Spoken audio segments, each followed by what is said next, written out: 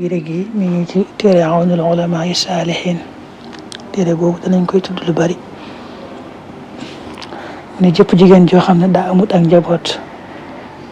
bëgg na njaboot waaye da koo jafe day jëfandikoo li muy wax mooy day bind laay alxuraan yi mu tudd boole leen ak ñaan yi mu ci boole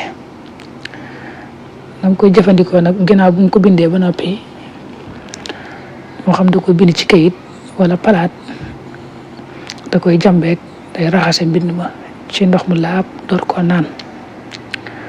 nam koy naanee nam koy jëfandikoo mooy diggante bi mu koy jëfandikoo da koy woor maanaam day tegale 3 fan yoo xam ne wala juróom-ñaari fan yoo xam ne da koy woor saa yu dog nag léegi doge saafara si te lam ca yéene mooy njaboot gu barkeel loolu dong la yéene buy naan saafara si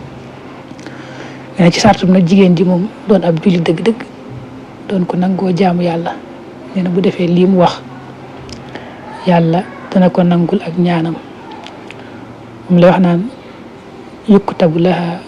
wa tashrabuhu bi ma in tahir wa tasumul mar ma bayna isticmaali hadi aya ila 3 ayami aw 7 wa tafturu bi niyati xaasan bi sharti an takuna mar'a muslima aabidatan saaliha yastajibu llahu duaaha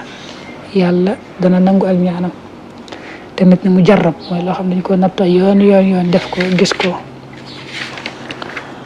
la mu bind nag moo nekk noonu day tàmbalee bismillahi irrahmani irrahim allahumma bi ilmika wa sam'ika kaanat maqaalatu saahibati wa istitaalatuha alayya bi niamika allati an'amtaha alayya noonu la tàmbalee waaye xaw naa gudd boo gisee mbind bii rek noonu koy toppee ba ca mujj ga la ca mujj mooy allahumma ya allah ya allah ndax de allah ko baamtu na ko juróom-ñaari yoon teg ci anta allahu samadu lam yalid walam yulad walam yakun lahu kufuwan ahad nga xam ne lii nga gis lépp rek noonu nga koy bindee jigéen ci nag ni mu waxee noonu la koy jëfandikoo day woor 3 fan ba juróom-ñaari fan bis bu ne nag